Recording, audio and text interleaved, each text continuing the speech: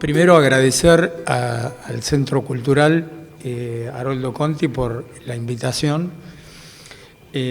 Agradecerte a vos las gestiones y todo el trato recibido durante la cuestión previa al evento y aclarar que soy arquitecto y ustedes se preguntarán, bueno, ¿qué hace un arquitecto hablando de sexualidad, ¿no?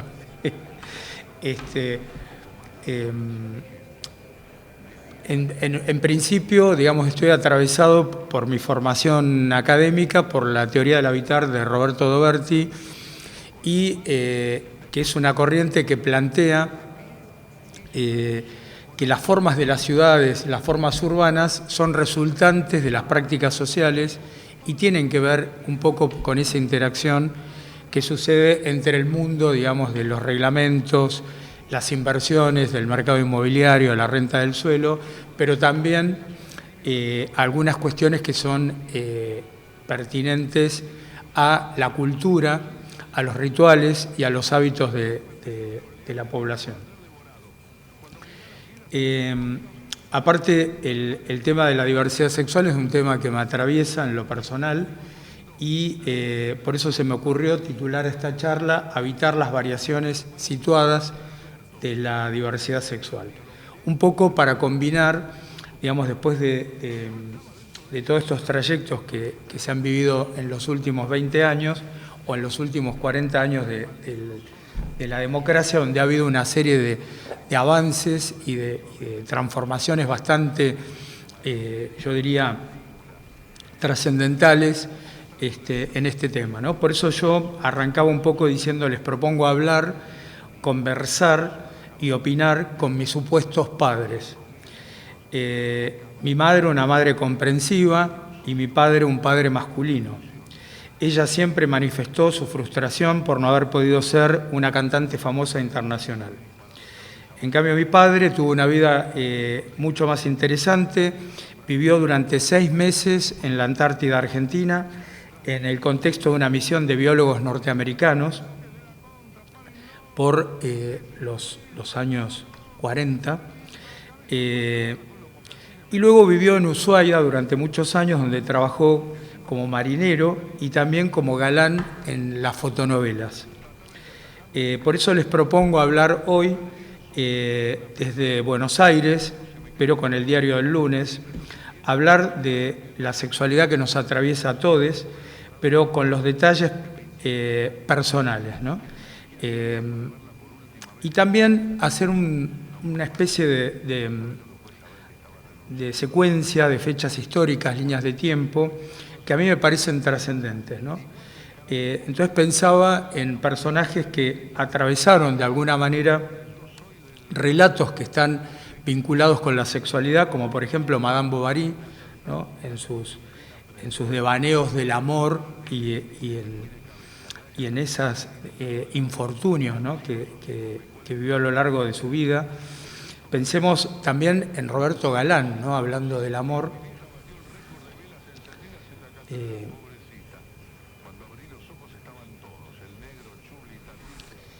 Y también pensar, por ejemplo, ir diametralmente de distintos lugares, pensar, por ejemplo, en Michel Foucault, este filósofo francés que muere en 1984 de HIV o de VIH, y que también estuvo atravesado por la sexualidad y nada más ni nada menos que escribió 3 tomos de la historia de la sexualidad y últimamente apareció editado el 4º tomo inédito, ¿no? También yo les propongo que pensemos en algún amigo, en una hermana, en tu ex marido, pensemos en otros que rumbearon con valor caminos que se fueron armando mientras se transitaban. Pensemos también en las incontables muertes que recordamos por odio, por fobias absurdas, por negar, por no poder decir de manera apropiada eso que nos pasa en forma cotidiana, eso que da todavía tanta vergüenza. Y no es cuestión de edades, de culturas, de tribus, quizás sea la fluidez de la urbe, la formalidad y reconocimiento de la ciudad o el control del habitar en un pueblo.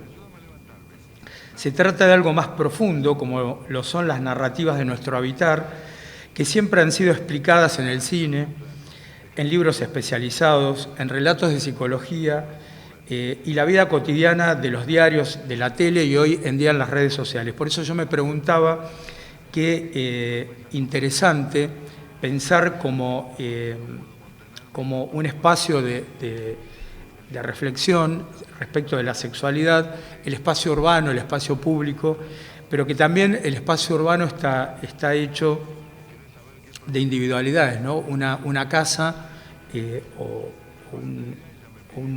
cualquier lugar de habitar, un edificio de oficinas, un club, una iglesia, son lugares que constituyen también la plataforma de cualquier ciudad o a través de sus prácticas la urbanidad, ¿no? Por lo tanto, yo me propondría hablar de habitar estas variaciones situadas, ¿no? Situadas remitiendo a un lugar concreto y a una época, ¿no? Y la época sería hoy de esta diversidad sexual, y para eso me remito a la palabra diversidad como una palabra actual de la resistencia, donde las transformaciones en la vida cotidiana de la ciudadanía precipitó transformaciones sociales y culturales inesperadas. Pero ¿de qué tipo de diversidad estamos hablando? Yo en particular estoy pensando en la diversidad sexual como un dispositivo de la sexualidad humana, ¿no? Y creo que la diversidad es una palabra que remite también a la cultura, que remite a las ideas y que remite inclusive a distintas formas de ciudades y a determinadas secuencias taxonómicas que quizás a veces uno echa mano de manera de poder conversar acerca de algún tema, pero no por eso esas taxonomías tienen que ser fijas o que sitúen o recorten la posibilidad de un tema, ¿no? Por lo tanto, si seguimos hilando un poco estas ideas, podríamos decir que el término sexualidad, como lo entendemos hoy o como lo entiendo yo hoy desde mis interpretaciones, aparece más o menos a principios del siglo XIX y genera un impulso sexualizador en la vida cotidiana de hombres y mujeres, ¿no? Y eso se ve en las urbes claramente, como a través de las conductas, ¿no? Los horarios de trabajo, los horarios para el encuentro, los bares, los lugares de esparcimiento, de entretenimiento, inclusive el vestir y las formas de expresar y de manifestarse los cuerpos en la ciudad, ¿no? Esto, en principio, genera una cultura de la sexualidad donde los hombres tenían la responsabilidad de tomar la iniciativa y obviamente estaban regidos por las normas de la heterosexualidad, ¿no? Normativas que se construyen entremezclando valores morales del cristianismo, valores de la ciencia, en tanto que se pone el acento en la sexualidad para la reproducción, y la supervivencia, ¿no? La supervivencia de la especie a través de los nacimientos, o nociones de higiene y salud, asignando un valor bastante negativo a las enfermedades de transmisión sexual. Porque lo que queda claro que todo lo que está por fuera de este universo finalmente debe ser condenado, vigilado y combatido, ¿no? Y acá de alguna manera he hecho como, no sé, apelo a una serie de valoraciones que tienen que ver con, de alguna manera, este universo que planteó Foucault en Vigilar y Castigar, donde había una condición del individuo que era el individuo peligroso, que debía ser disciplinado, ¿no? De ahí viene todo el sistema de las sociedades disciplinarias, y que ante el más mínimo desvío o sospecha debía ser corregido. Foucault utiliza en su libro una imagen muy interesante que es un árbol con un tutor para que el árbol crezca derecho, ¿no? Y ante la más mínima posibilidad de error será castigado de acuerdo a las leyes vigentes, ¿no? Pero en general estos individuos castigados no son los individuos de la centralidad, sino que en general son o los más pobres o los que habitan alguna minoría étnica, sexual, como por ejemplo es muy conocido las torturas y peripecias que han pasado la población trans. Por lo tanto, me gustaría retomar ahora sí la teoría del habitar de Doberti, ¿no? Y Doberti nos dice, no existe ninguna persona que no habite, no hay un momento alguno que no lo haga. Y en tanto, todos somos seres estructuralmente sociales y podemos concluir que habitamos todos, habitamos siempre y habitamos juntos, ¿no? Entonces, fíjense qué interesante este dilema, que en la actualidad pareciera estar como bastante en discusión, ¿no? Esto de poder pensar el habitar, no en habitar desde una minoría o desde la mayoría, sino en habitar desde la diversidad, con esa noción de pensar que estamos habitando siempre, o sea, no es que esto está habilitado para determinados momentos del día o para algunas personas privilegiadas, que puede ser por su clase social o porque son artistas, ¿no? Y entonces tienen la posibilidad de manifestarse, o pensar que no podemos manifestarnos porque estamos incapacitados de hacerlo porque no sabemos cómo.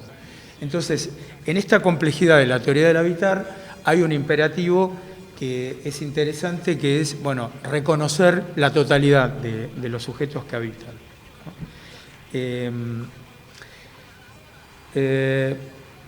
Por eso, digamos, retomando un poco esta cuestión, yo diría que la sexualidad nos atraviesa a todos, ¿no?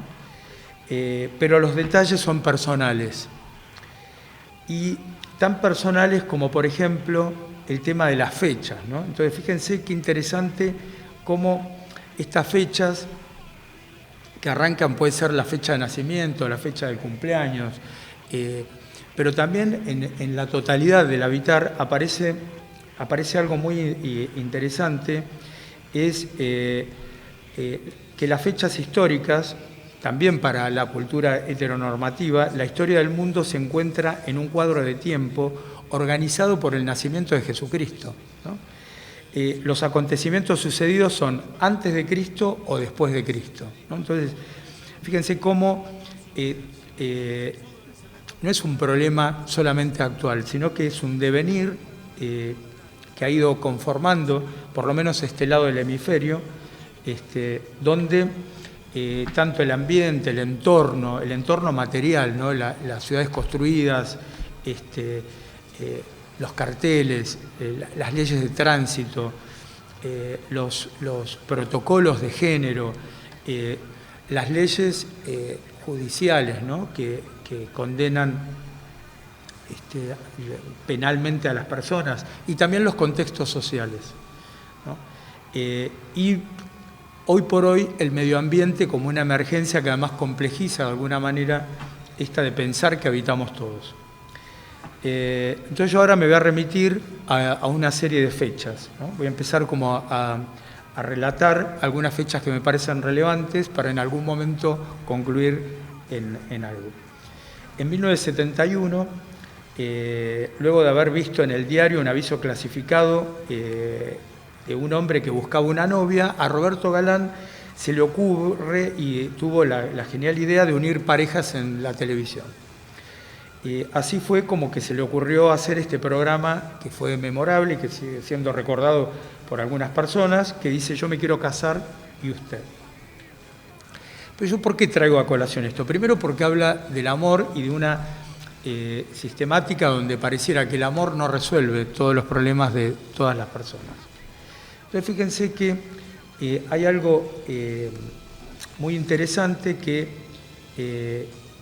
era un programa que en principio asistían 3 mujeres solas y 3 hombres solos, y finalmente buscaban compañía.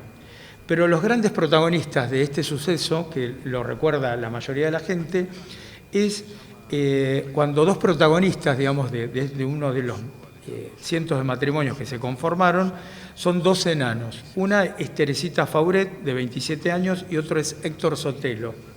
quienes se convirtieron en marido y mujer luego de pasar por el registro civil de la calle Irigoyen al 1500 de Buenos Aires, ¿no? Y esto fue un gran acontecimiento que fue transmitido por la pantalla del Canal 11 de aquella época, que llegó a tener 65 puntos de rating, ¿no?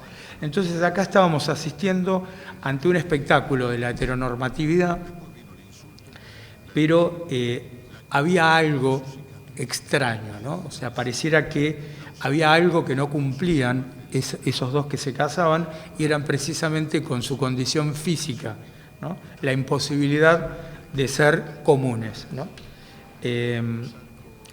Un año después, fíjense cómo los sucesos van como están encadenados de manera aleatoria casi, ¿no? Pero no es así, o sea, como que la trama social va punzando por distintos lugares.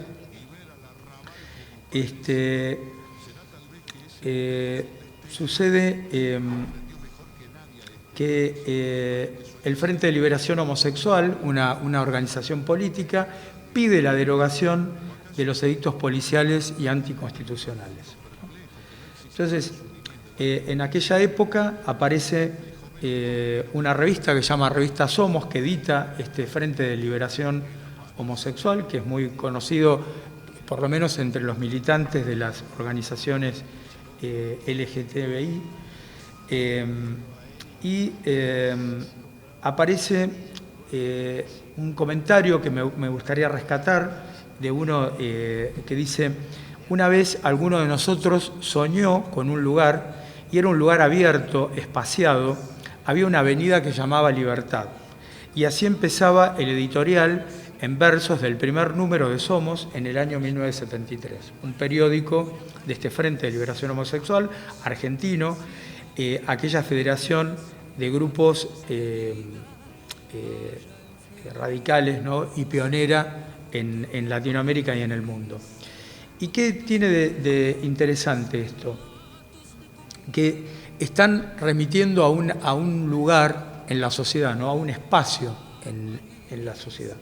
Y son conocidos los relatos de que cuando iban a las marchas eran inclusive hasta discriminados por los propios compañeros peronistas, ¿no? Eso lo tengo de relatos de amigos. En otro número, por ejemplo, el famoso Néstor Perlonger recuperaba esos oníricos espacios de liberación en su primer poema, alguna vez publicado, que se llamaba En defensa de los homosexuales en Tenochtitlán y en Tlatelolco, en México, ¿no? Y fíjense cómo acá el espacio deriva, ¿no? O sea, pareciera como que la sexualidad empieza como a armar un mapa en distintas urbes, ¿no? En San Pablo, en Río, en Buenos Aires, en México, ¿no? Donde empiezan a aparecer estas primeras cuestiones, ¿no? Entonces, en estos tiempos seguía vigente el discurso hegemónico de la heteronormatividad, la monogamia, ¿no? O sea, eso sucedió en ese contexto, ¿no? El sexo libre para los hombres, pero era el sexo para la reproducción a las mujeres, que debían llegar vírgenes al matrimonio, una institución de doble validación, ¿no? Que tenía la validación civil y la validación de la Iglesia. Luego reproducirse y tener hijos en lo posible que sean varones. Y aquellos hombres que solo tuvieran hijas mujeres eran considerados objetos de bromas e insistían hasta que finalmente el séptimo, octavo hijo, o el octavo intento, aparecía y nacía un varón, ¿no? Después de 7 hermanas, y es típico en muchas familias argentinas de aquella época, que son un montón de mujeres y el más chico es varón. Que las ironías, ¿no? Conozco 2 casos donde el último varón, uno que es séptimo con 6 hermanas mujeres y el otro que es octavo con 7 hermanas mujeres, son gays. Entonces el padre, después de haber hecho tanto esfuerzo, tiene la desventura de tener que lidiar con ese dilema en ese contexto.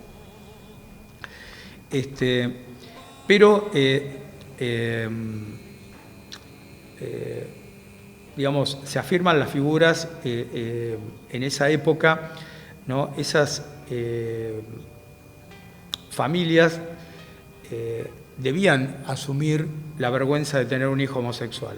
La culpa era de las mujeres dominantes, había hipótesis, ¿no? Decían, lo que pasa es que en tu casa la madre es muy mandona, dominante, y humilla la figura del padre, y los padres eran considerados débiles. Entonces, por eso generaban esa condición sexual, ¿no? Por lo tanto, el prestigio del padre quedaba bastante mancillado y se convertía en el centro también de bromas entre sus amigos. Se afirman en esa época figuras como marica, maricón, puto, putito, putazo, macho menos, afeminado, trolo, tragasable, a tal punto que en estos años surgen agrupaciones como la de los putos peronistas. Entonces,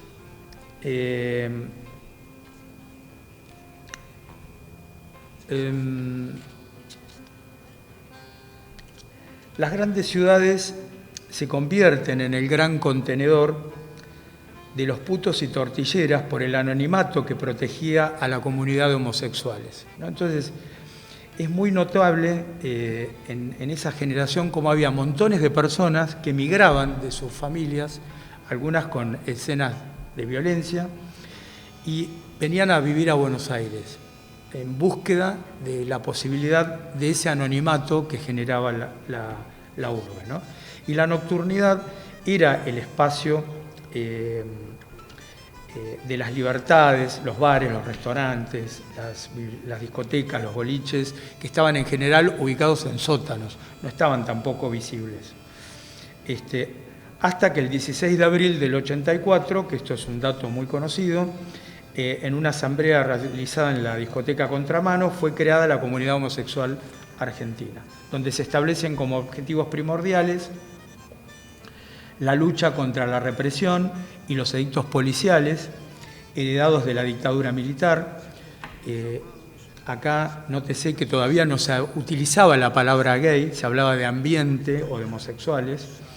Y Carlos Jáuregui, que fue el primer presidente de la ACHA, junto con otro activista, salieron abrazados en la tapa de la revista 7 Días, ilustrando la nota Los riesgos de ser homosexual en la Argentina. No decía los riesgos de ser gay. Entonces, fíjense todo el tiempo cómo va desencadenando una narrativa, ¿no? Entonces, la ley, luego de esto, la ley, fíjense qué interesante, ¿no? Con Alfonsín, la ley de divorcio vincular, acá creo que me perdí, sí. La ley de divorcio vincular modifica el Código Civil argentino y permite la disolución de la unión matrimonial, ¿no? O sea, que fue recién el 12 de junio del 87, lo cual generó un amplio debate en la comunidad argentina, ¿no? Porque se ponía por primera vez en crisis una institución como el matrimonio heterosexual, ¿no? Porque no estábamos hablando más que de esa figura, ¿no? Entonces, recién fue el 17 de mayo, ¿no? Creo que acá tenía... antes quería comentar un poco esto, ¿no? Que también en ese esquema de heteronormativo encontré este dibujo, este esquema sinóptico muy interesante, donde se valora las relaciones que hay entre lo masculino y lo femenino, ¿no? Entonces a las mujeres se las pensaba como húmedas y frías, en cambio se les designaban los trabajos de la casa, mágicos, invisibles, se les asigna la oscuridad y la luna. Bourdieu plantea el idioma, la lengua, la forma del hablar, de pensar, de comportarse, que están orientados para sostener un estigma en la estructura de dominación. Por lo tanto, no es simplemente una cuestión de mayorías o minorías, sino que hay una estructura de dominación en esas supuestas mayorías. Entonces, la heteronormatividad de la cual participan hombres y mujeres, porque hay un acuerdo, está basada de cualquier manera en una violencia simbólica y otra violencia real que funcionan en paralelo. Pero yo creo que, desde mi humilde punto de vista, esta violencia se sostiene hasta la actualidad. Por eso, en 1983 llega la democracia a la Argentina, lo cual para mí se puede resumir en el cuadro de las diversidades sexuales como Soy lo que soy, la famosa canción de Sandra Mianovich, pero los varones homosexuales reproducían los roles en el sexo de la heteronorma, ¿no? Eran activos o pasivos y se debía asumir la soledad como un destino final.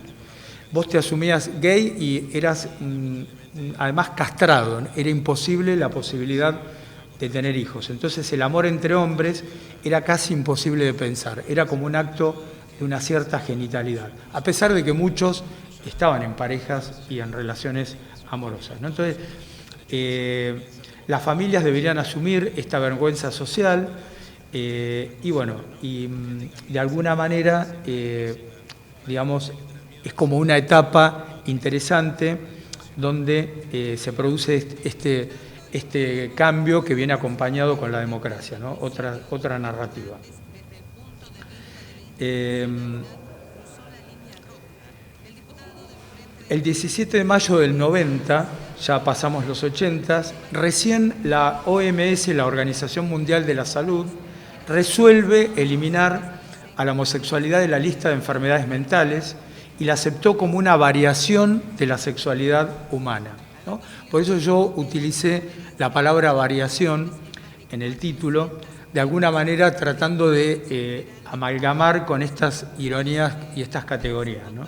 Entonces, fíjense todo el tiempo que tuvo que pasar, donde ya estaba en crisis la institución del matrimonio heteronormativo, pero sin embargo la homosexualidad seguía como un lugar de discusión, ¿no?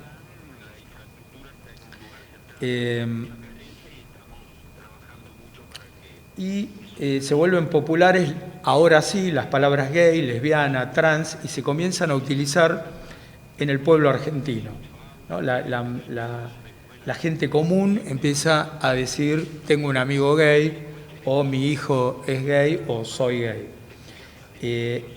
En reemplazo de las palabras puto, torta y travesti, que estaban sincronizadas con relaciones despectivas, ¿no? De la narrativa previa, ¿no? Entonces, pensemos que puto es el masculino de puta, y que torta y travesti eran como de alguna manera palabras que ponían en juego, aunque muchas personas las valoran porque son las maneras políticas de denominar, de alguna manera entraron en desuso porque era más cómodo decir lesbiana que torta, ¿no?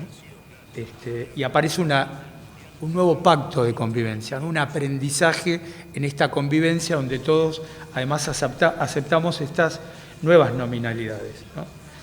Y aparecen algunos conceptos interesantes como el concepto de homofobia, de transfobia, lesbofobia y el uso de la bandera del arco iris como un símbolo, ¿no? Ya aparece como acá, ya aparecen categorías defensivas que empiezan como a poner palabras a todos estos conflictos que sucedían de manera casi, yo diría, de manera como espontánea, reaccionaria, en los distintos grupos sociales, por lo menos de Buenos Aires, ¿no? Y en julio de 1992, Carlos Jáuregui encabeza la primera marcha del orgullo gay lésbico en Buenos Aires, ¿no? Podríamos decir, en julio de 1992, después de Cristo, Carlos Jáuregui encabeza esta primera marcha del orgullo gay y colabora con el primer proyecto de unión civil y contribuyó con la inclusión del derecho a ser diferente en el artículo 11 de la Constitución de la Ciudad Autónoma de Buenos Aires. Ya unos años después, en 1994, aparece un dato interesante, ¿no? La irrupción de la tecnología. las compañías de Telefónica y Telecom comienzan a proveer el servicio de telefonía celular en forma masiva, lo cual para mí resignifica de alguna manera estas relaciones que se venían dando entre manifestaciones, marchas, lugares, tapas de revista, programas de televisión. Se amplifica y aparece una nueva pantalla, que es la pantalla del teléfono, que es personal, ¿no? Entonces, de esa manera empieza a haber una interacción mucho más masiva respecto de todas estas prácticas.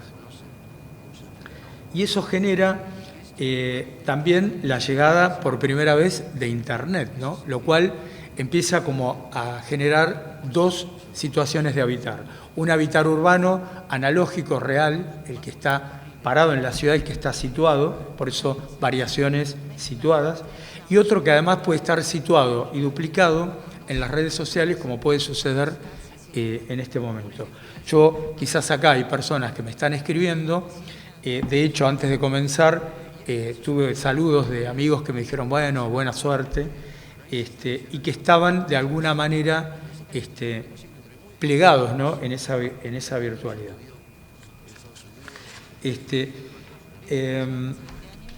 Y aparecen preguntas interesantes, ¿no?, con Internet. ¿Cuál es tu correo electrónico? Entonces, durante unos pocos años, el correo electrónico se había convertido en el lugar hegemónico, ¿no?, y de alguna manera a la moda de la virtualidad, donde los correos tenían nombres desopilantes como Hotmail, ¿no?, un correo caliente, y empiezan a aparecer vinculaciones factibles con personas desconocidas, ¿no?, que se dan con mayor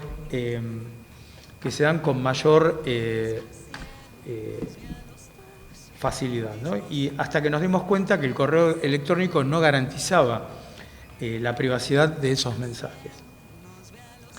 Y en ese contexto sucede otro suceso que yo denomino otra etapa, que aunque ustedes consideren por ahí medio exagerado, pero es mi posición, yo creo que si no hubiese habido Internet no podría haber habido el tipo de militancia y la facilidad que hubo en conectar de manera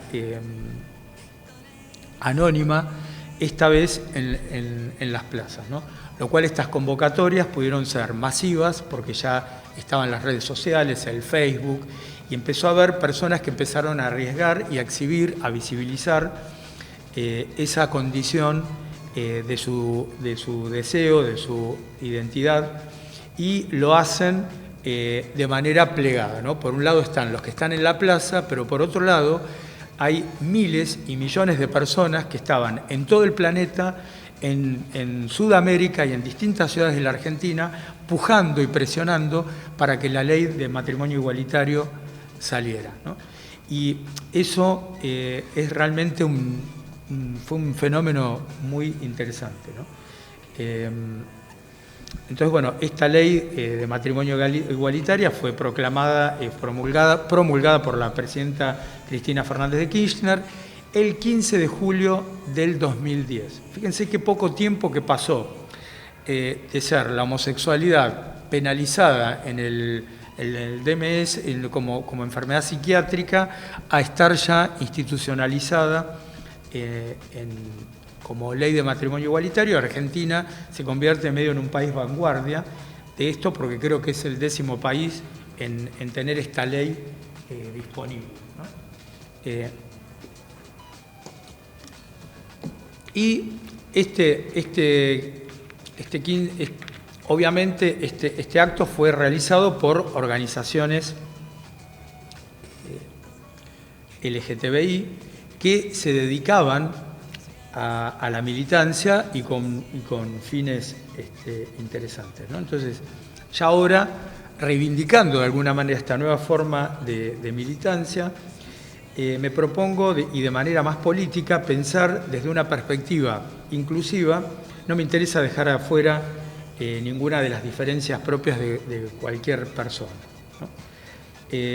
Pero voy a tomar una frase que escribió Marlene Guayar, que es una militante trans, que dice que la identidad no es lo que sos o lo que te dicen que sos, es lo que estás siendo, es inestable y nómade. Quizás sea más necesaria en términos políticos y más estática y homogénea en relación a lo que no se es. Por ejemplo, no soy, Condoleezza Rice dice, no soy Margaret Thatcher, no soy Ratzinger, no soy Milei. Esto lo dijo hace poco, ¿no? Quizás en una mesa política es lo que más me interesa a mí, que el que esté frente me diga que jamás violó a un niño o a una niña, que jamás le levantó la mano a nadie y que jamás discriminó a alguien por su condición sexual. Ser conscientes de que la violencia que anida en nosotros es la única forma de poder contrarrestarla. Y me parece interesante porque en aquella primera consigna, ¿no?, de la canción de Sandra Mianovich que dice soy lo que soy, ahora ya no soy lo que me digan que soy, sino aquello que empiezo a construir desde mi historial también, no solo desde la identidad, sino también cómo me vinculo en relación al resto. Entonces, aparece también posterior a esta otra ley, la Ley de Identidad de Género, ¿no?, que tiene toda una serie de cuestiones que se han sancionado un par de años después, el 9 de mayo del 2012, promulgada también por la presidenta Cristina Fernández de Kirchner en la Casa Rosada, otro gran paso en la igualdad, ¿no? Entonces, acá se amplifica este colectivo y empieza a aparecer una narrativa de una cierta terceridad, ¿no? Lo que en un principio era un dilema de varones o de orgullo pasó claramente a conformar esta nueva terceridad y esta nueva visión, ¿no?, de esta nueva sexualidad, ¿no? Entonces, yo diría que en la era democrática moderna que estamos viviendo nosotros y capitalista hay aún demasiadas injusticias relativas a la falta de equidad, más allá de la búsqueda de igualdad, ¿no? No solo se debe incluir a los sexos biológicos, que son 3, intersexual, mujer y hombre, sino también a las diversidades sexuales, ¿no? Entonces, acá aparece un dato, ¿no?, que es, de estar en una marcha gay y que haya varones de cierta generación que digan, ¿qué es intersexual? Y que no conocen las letras en las cuales se están adhiriendo, ¿no?, el LGTBI, y que la gente tenga como mítica, por responsabilidades, ¿no?, de la biología, la educación, no sé, el Estado, que de alguna manera no terminan de aclarar estas cuestiones, por ejemplo, que podrían ser dirimidas en la ESI, en la Ley de Educación Sexual Integral, ¿no?, donde uno pueda tener una visión mucho más concreta y más completa, ¿no?, de la realidad.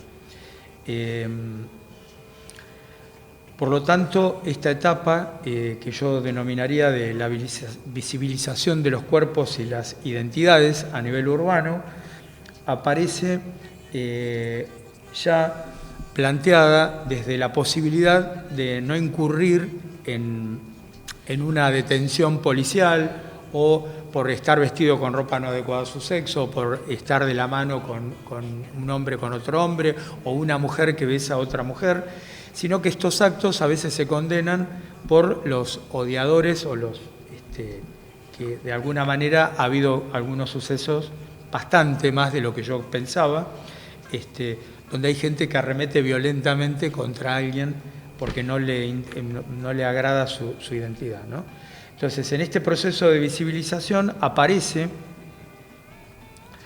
en marzo del 2017, se inaugura una estación de subte que se llama Carlos Jáuregui, que me parece interesante porque en la narrativa urbana empiezan a aparecer nombres, estaban los nombres de las mujeres en todas las calles de Puerto Madero, pero no había ningún nombre de alguien que sea de la comunidad LGTBI, que estuviera institucionalizado desde la urbe, ¿no?, y que pudiera ser encontrado en los mapas de Google o en el Street View o en el GPS, ¿no? Entonces, la primera estación del mundo en llevar el nombre de un militante de diversidad sexual y de derechos humanos, ¿no? Entonces, a esta altura, ya para ir terminando, yo ahora me preguntaría, bueno, ¿qué es entonces hoy esta diversidad sexual desde esta perspectiva, ¿no? Y creo que la diversidad sexual es una conceptualización que aparece en el horizonte de las perspectivas en las luchas políticas sexuales. O sea que sin política o sin una lucha política es difícil hablar de diversidad sexual, porque estaríamos como circunscriptos a un campo más pertinente a la moda, por ejemplo. Y estas prácticas, estas luchas políticas, estas prácticas sociales, transcurren a cargo de las organizaciones sociales y de activistas que participan por la legitimización y visibilización de las identidades LGTBI una cuestión interesante es que se agregan a la agenda de derechos humanos como derechos de la diversidad de culturas, etnias, pueblos y sexualidades.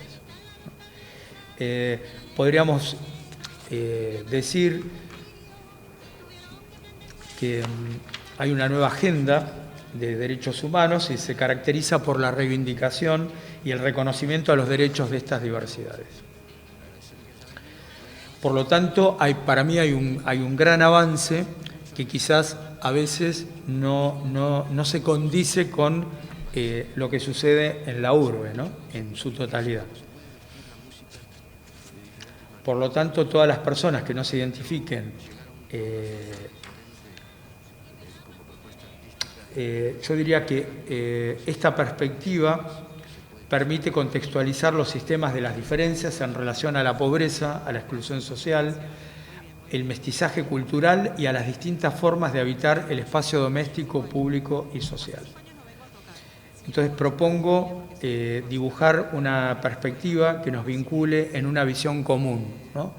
Donde esa perspectiva esté instalada en el ojo de cada uno de los que integran la totalidad del habitar, ¿no?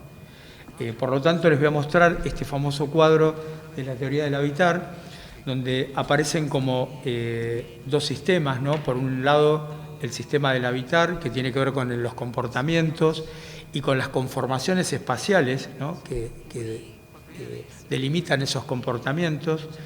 Por ejemplo, se voy a una milonga y hay una conformación espacial donde hay gente que baila en una dirección y hay toda una serie de comportamientos donde todos, sin cuestionarlo, participan de esa conformación.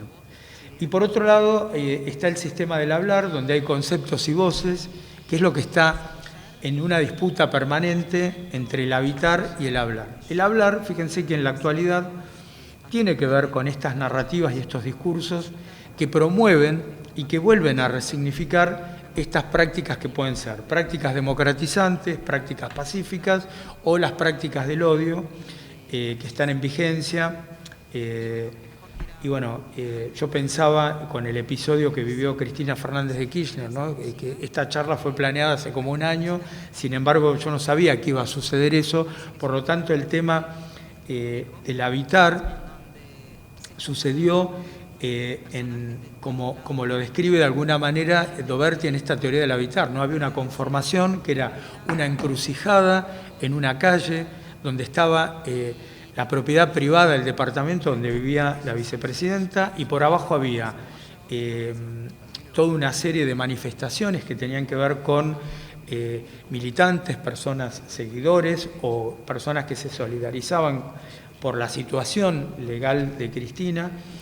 Y en paralelo aparecieron otras prácticas superpuestas en la virtualidad, ¿no? En las redes sociales, en la televisión, donde esa esquina se reprodujo infinitas de millones de veces y colapsó, ¿no? Colapsa en el momento en que sucede un acto, un accidente, como los describiría Paul Virilio, un accidente que no terminó de manera trágica porque podríamos estar hoy viviendo en otras circunstancias totalmente distintas, y esa bala que no se activó es lo que desvela ahora a las redes sociales.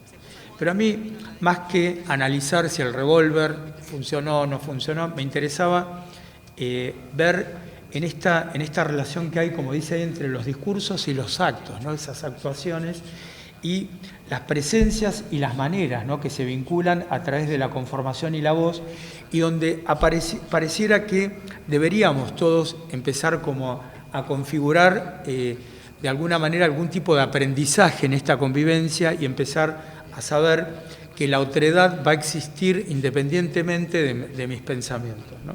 Y que voy a tener que convivir no solo desde hacerme una especie de reflexión personal, sino que voy a tener que convivir espacialmente con aquellas personas que no empatizan con mis identidades o con mis pensamientos.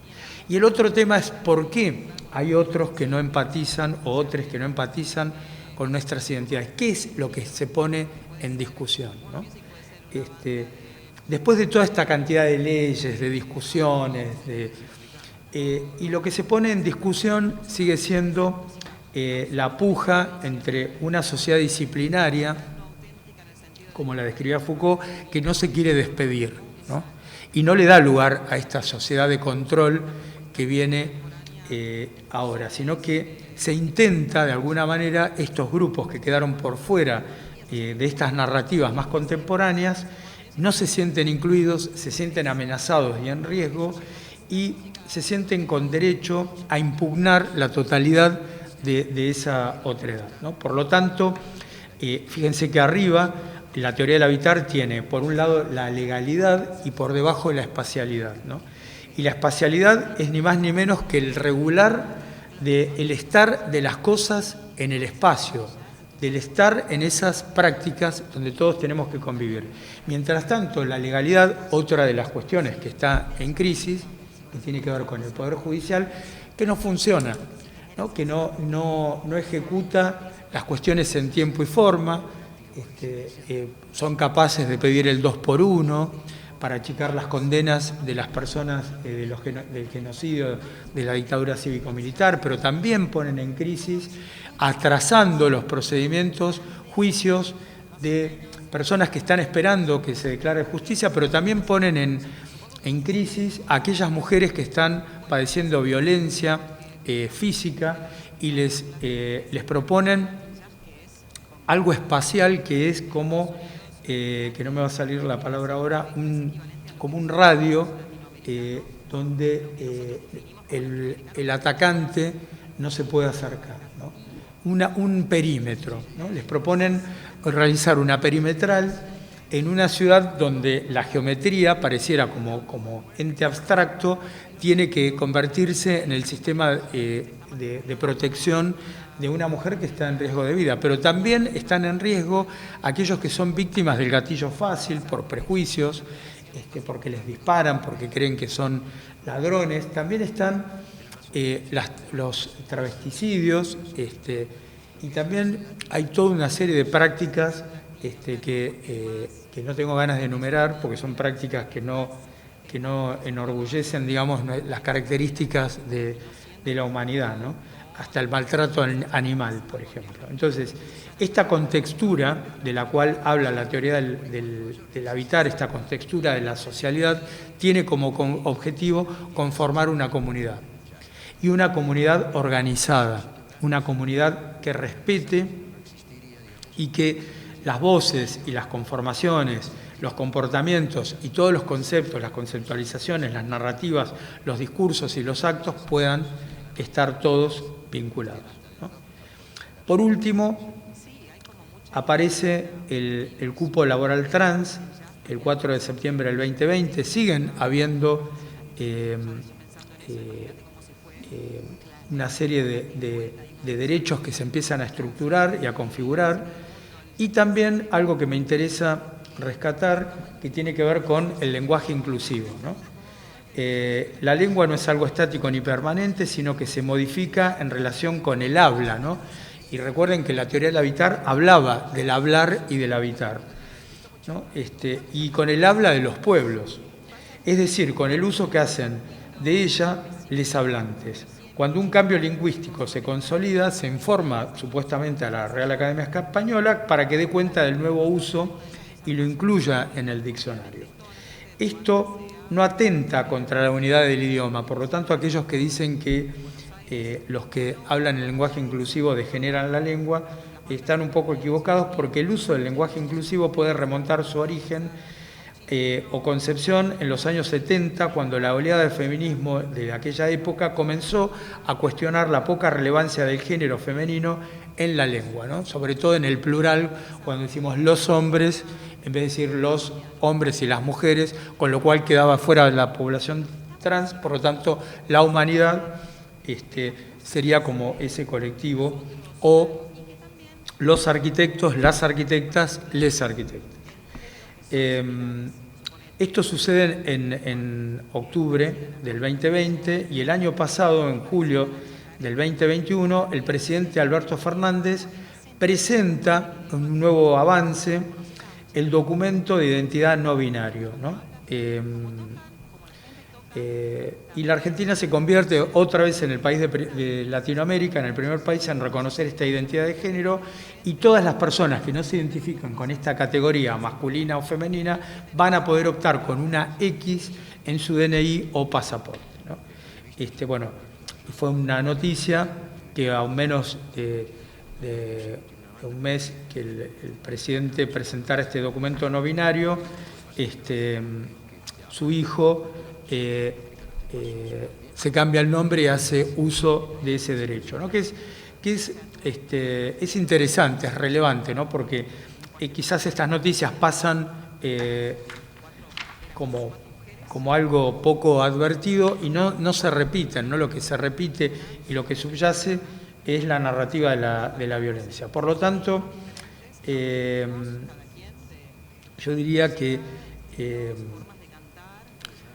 de alguna manera, para ir finalizando, ¿no? Los convoco a ustedes, y gracias por haber venido, a pensarnos como un colectivo que no les teme a los cuestionamientos, y que esos cuestionamientos finalmente son los que nos revelan aquello que a veces no logramos observar, ¿no? Por lo tanto, voy a dar por terminada la charla, mirando las nociones de la teoría del habitar a un lenguaje inclusivo, donde podríamos decir: habitamos todes, habitamos juntes, habitamos siempre y habitamos en movimiento. Bueno, muchas gracias.